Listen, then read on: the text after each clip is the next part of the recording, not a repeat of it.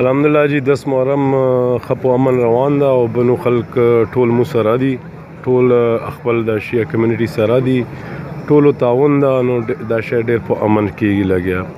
انشاءالله نیم جلوس زموږ کمپلیټ شو او نیم اوس واپسي به وي، دا به هم پر امن طریقې سره به موږ کمپلیټ کړو. ایٹ د پریزنټ لکه مو تقریبا 1100-1200 تعداد کې نفري لګېدلی ده او څه سپیسیفک سیکیورټي تھریټ ورته نشته چې څه لکه مو ته خطره وي. جنرل تھریټ موجود وي، هغې مو انتظامات کړي دي. انشاءالله زموږ د اهل تشیرونه چې دي خپل دا چې پروګرام دا ډېر په امن او ډېر په اطمینان باندې به کمپلیټ کېږي.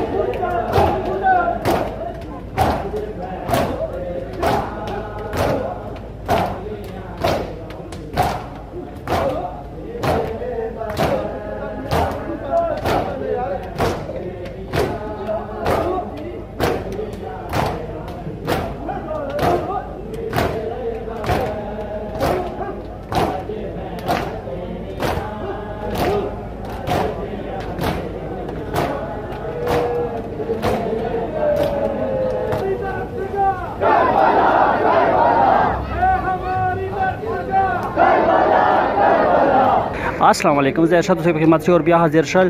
السلام علیکم جی. وعلیکم السلام جی. نن د تو قیمتي ټایم چې جی ور کړه دا کوغون پروګرامینه تو پریشی دی او تو ضرورت دے برش تو سمجھ جی ور کوي نمی جواب میں جی. ہم دنیا کو یہ پیغام دینا چاہتے ہیں کہ الحمدللہ سن 1947 سے لے کر اور 2019 جو ابھی شروع ہے یہاں تک الحمدللہ بنوں میں شیعہ سنی کوئی بھی فسادات نہیں ہوئے، بلکہ ایک دوسرے کے ساتھ تعاون کرتے ہیں اور اس تعاون کی بنا پر ہم دیکھ رہے ہیں کہ الحمدللہ یہ سلسلہ جاری رہتا ہے. بم ڈسپوزل چیک شوی دی نو دا امید دی چې څه پلانټډ شی خو به نه وي او که بار نه څه اګریسن وي هغه دپاره موږ مخامخ ولاړ یو. او دا کم جلوس دا ماتمی جلوس دا دی چې تقریبا هر هغه مذهب وال کسان موجود دي، صرف دی چې شیعه سنی نه دي، دی چې دلته کم هندو کمیونټي دا، کم سکھ کمیونټي دا، کم کرسچن کمیونټي دا، ټول د حضرت امام حسین وال کم غم دا جائنټلی هغه ایکول ماتم کوي.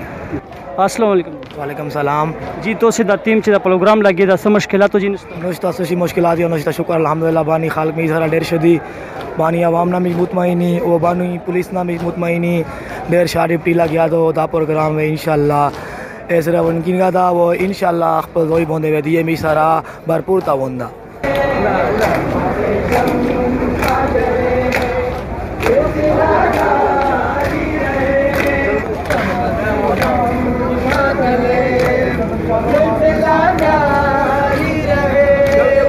ټیم چې د جلوس لګیا دا پدیش امیجول آرمی پولیس دا غونډیو تعاون په شکای و دي ته ان شاء الله ایسه مشکلات نشته دي.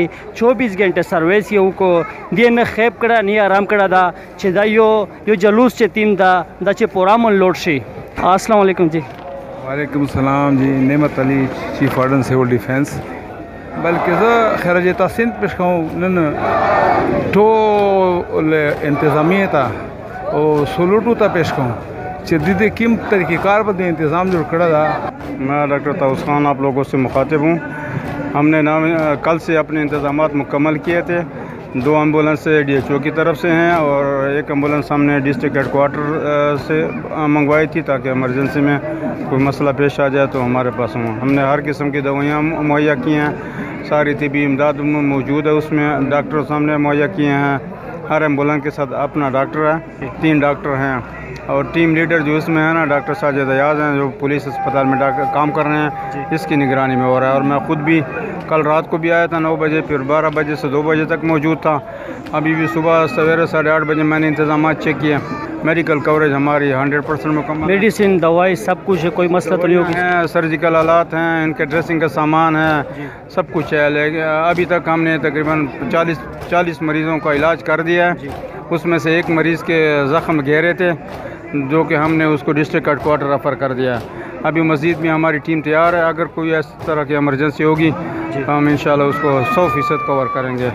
د دوی پرامن جلوس تیمو دغه نه بعد دی خپل واپس روان شل او مشتو سینا د خپل پروګرام سره ته ورسو. مشتو سینا اجازه غوړي مو سره کیمرامین د نوید. السلام علیکم.